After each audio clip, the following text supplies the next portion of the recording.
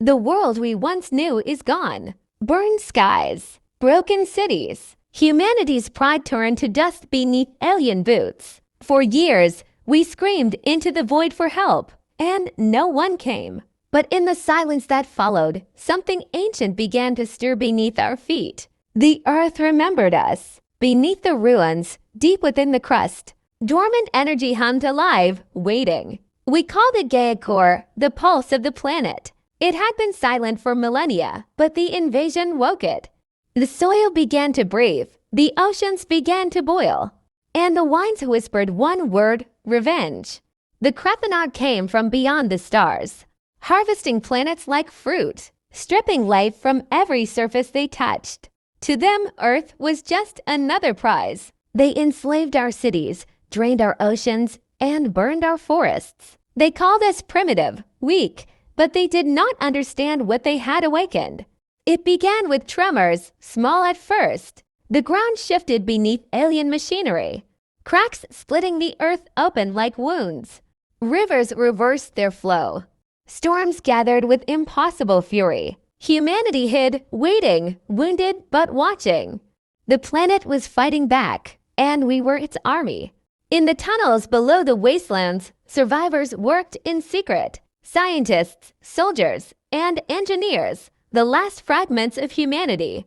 They called their project Echo. They had found a way to speak to Gaia Core, to merge our technology with the consciousness of the Earth itself. For the first time, man and planet were one. When the connection was made, the world roared. Mountains shook. Volcanoes erupted in unison, not in chaos but in command. Lightning carved symbols into the skies, burning warnings in alien script. The Krethanaut thought it was nature. They were wrong. It was war. The aliens unleashed their weapons, tearing through continents with beams of light. But every strike they made only made the planet stronger. Their energy fed the core. Their attacks became our power. The oceans rose like soldiers from the deep, swallowing ships whole. Forests grew overnight, strangling enemy bases in roots of steel. Even the air became poison to them. Humanity, reborn through pain, rose from the ashes. We had no armies left, but we had will. Fighters soared through toxic clouds, powered by fragments of alien tech and human desperation. Every man, woman, and child became part of the resistance. In a hidden base beneath what was once Tokyo, Dr. Hannah Kuroda stood before the final console. Her voice trembled as she spoke to the AI that linked to Gaia Core. If this works, she whispered, "You'll be more than a planet. You'll be alive." She pressed the final command, and the Earth responded. The sky turned crimson. The oceans glowed like molten glass. And then, silence. For a heartbeat, the world held its breath. The Krethanaut fleet hovered above, their ships vast and hungry. Then the ground split apart, and light erupted from the core of the earth, not flame, but consciousness. The world we once knew is gone. Burned skies, broken cities, and yet, one human still stands, defying extinction. Beneath the ashes, they awaken an ancient heart, Gaia Core, the planet's last whisper of hope and vengeance. The Krethanaut descended from the stars, gods of destruction. But even gods bleed when Earth remembers who she is.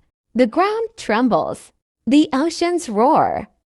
The planet itself rises in fury, not to die, but to fight. From the dark, humanity rises again, scarred, tired, but unbroken. Children of a wounded world, ready to take it back. She connects the final wire, and the machine awakens. Lightning dances, and the earth opens its eyes once more. In their steel fortresses, the invaders tremble. Their scanners scream one word, retaliation. A beam of pure sunlight cuts through the void. The wrath of a world betrayed. The oceans breathed. The planet forgave. Humanity had won. The year was 2231. Earth was no longer blue. The skies were ash gray, the oceans poisoned, and cities stood as silent ruins. The Krethanaut Empire, an alien race of conquerors, had arrived a decade earlier. They came not for peace, but for resources for the life essence of our planet. They drained the seas, scorched forests, and turned continents into mining pits. Humanity had fought back and lost. The last organized resistance was crushed in the ruins of New Delhi. Billions died. The Krethanar declared Earth a harvest world, stripped of its native species. But they made one mistake. They thought humanity was extinct. Chapter 1. The Last Signal. In the shattered tunnels beneath old Alaska, a single transmitter blinked. A human voice echoed through static, greater than if you can hear this. We're still alive, Earth isn't finished Beneath yet. the frozen wastelands of Alaska, a single human heartbeat still echoed. A voice broke through static, tired, rough, but alive. If you can hear this, we're still here.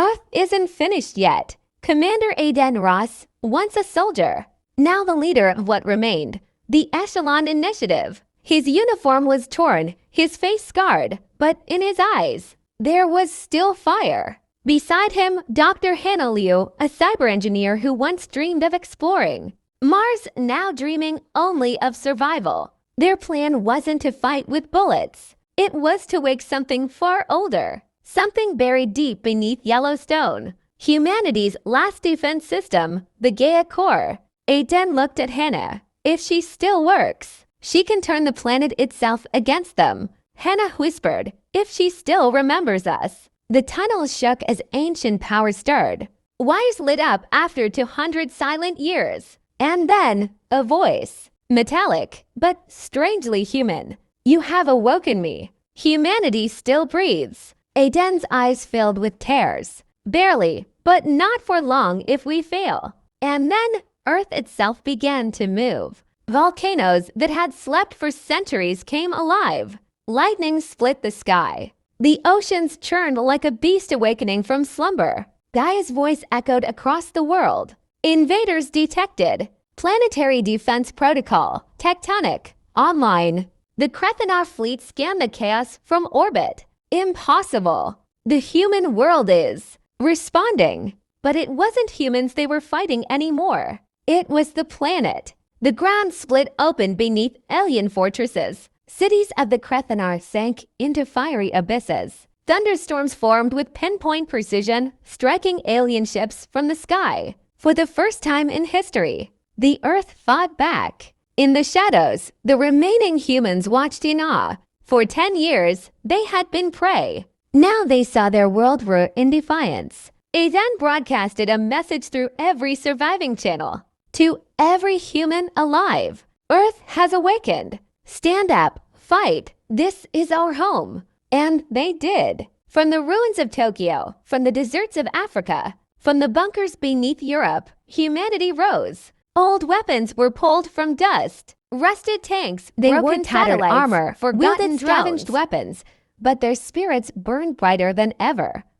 They called themselves the children of Earth. We didn't just remember. We evolved. In the distance, the first green sprouts pushed through the ash. The planet breathed again. And across the galaxy, alien empires whispered in fear, never challenged the species that taught their world to fight.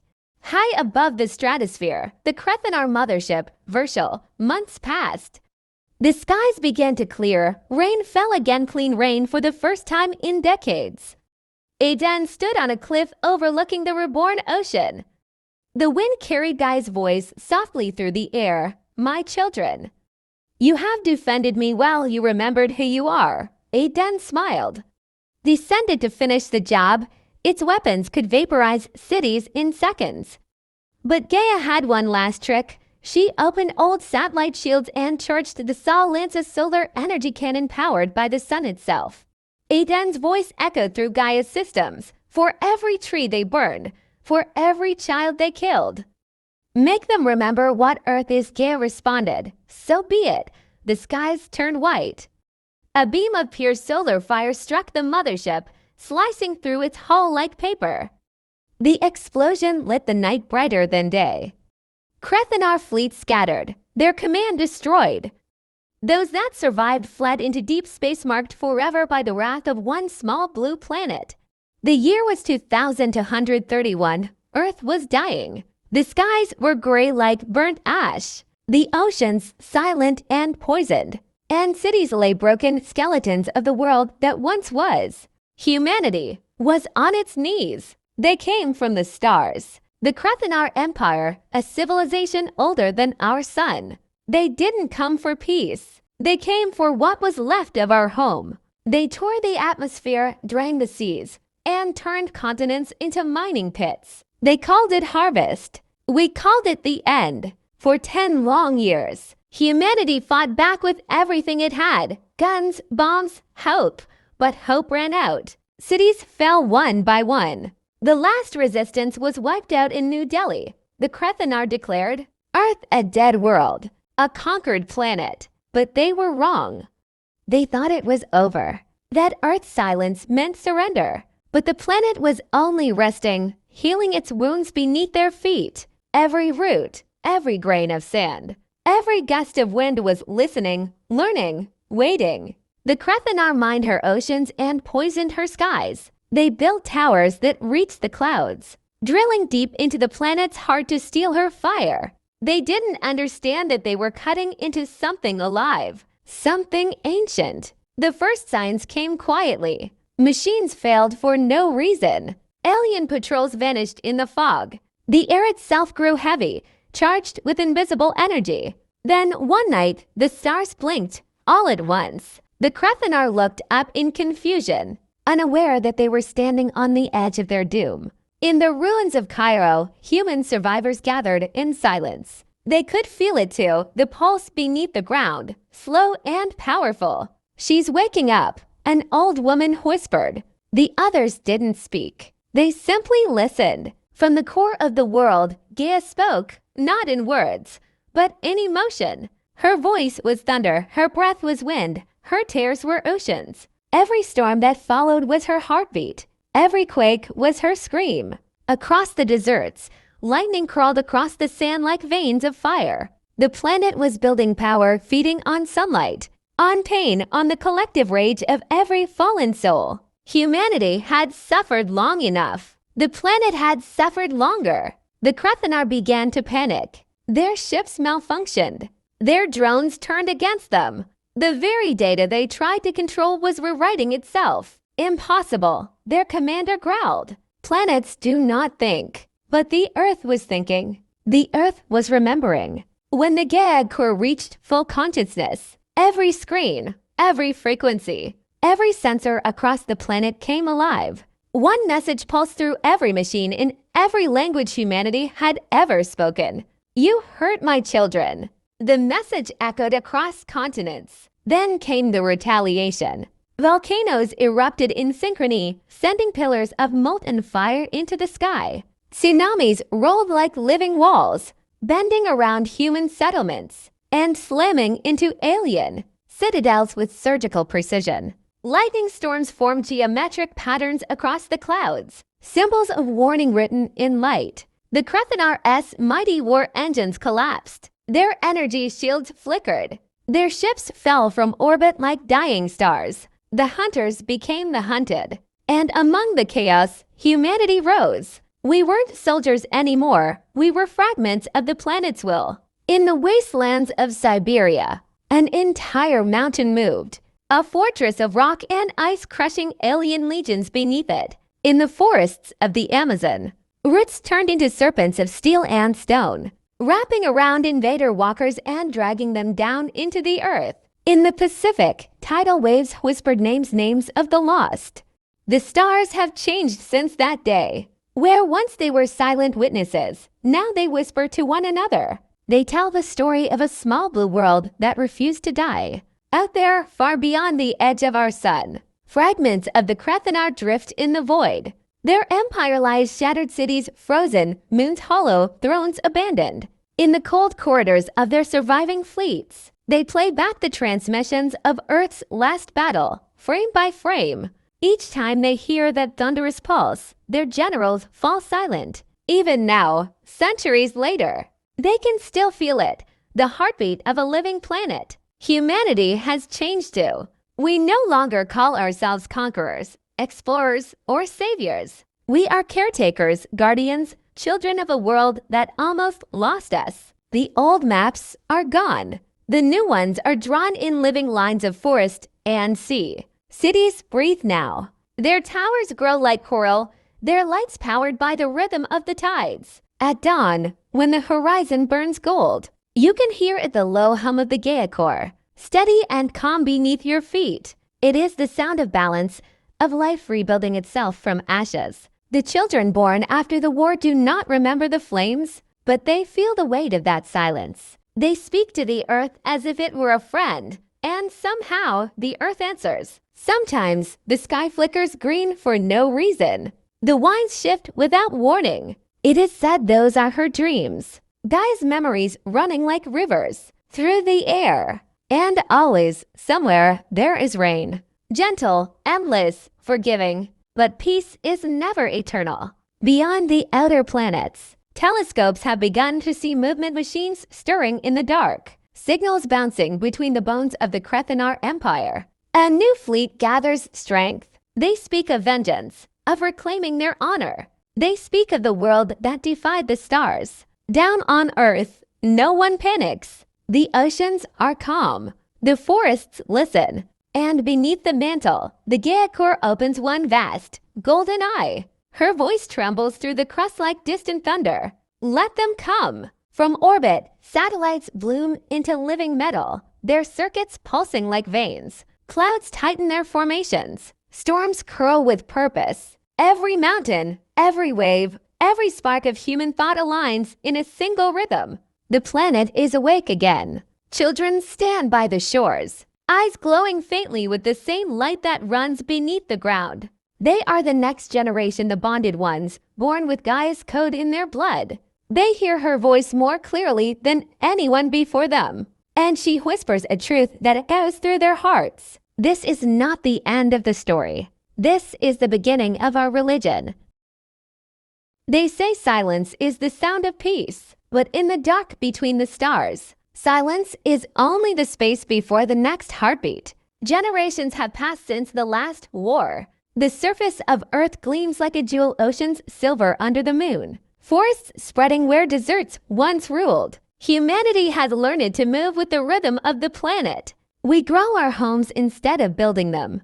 We sing power from wind and water instead of tearing it from stone. Children are taught not history, but harmony. And yet, the sky keeps calling. When you stand at night and look upward, you can feel it, the pull of something waiting beyond the edge of sight. Not danger, not fear, just a quiet awareness that the story is not finished. From the ruins of the old world, we built ships that live. Their hulls are grown from living alloy, their cores are seeds of the Gaia code. They breathe, they think, they feel. When a pilot steps inside, the ship listens to their heartbeat and becomes an extension of their soul. Together they rise, slipping through clouds of aurora into the black. The first of them was named Eden's Promise. It carried within it the same light that once destroyed the invaders. When it left orbit, the planet pulsed once slow, proud, approving. The ship's wake shimmered with green, fire as it crossed the line between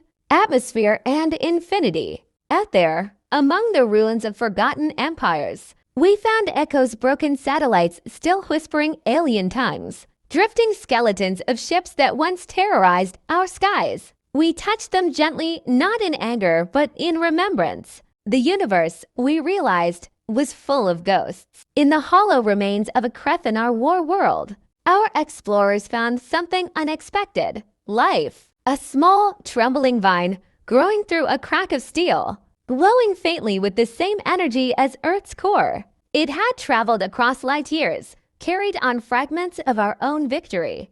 Gaia had already begun to spread. Back home, the planet felt it. Storms danced in joy across her oceans. Lightning arced across continents in silent celebration. She was no longer bound to one sky. Pieces of her heart now beat among the stars. But peace is never still. Somewhere in the shadows of a dying nebula, new signals began to rise, cold, metallic, ancient. The remnants of the Krethanar were rebuilding. Their leaders spoke in fearful tones about the living world and the children of the core. They called us an infection. They vowed to erase us from existence. On Earth, the response was simple. The wind changed, the sea stirred. Every tree, every grain of sand, every human mind resonated with the same calm message: we are ready. Fleet after fleet took shapeships that glowed like comets, humming with planetary consciousness. They did not carry soldiers.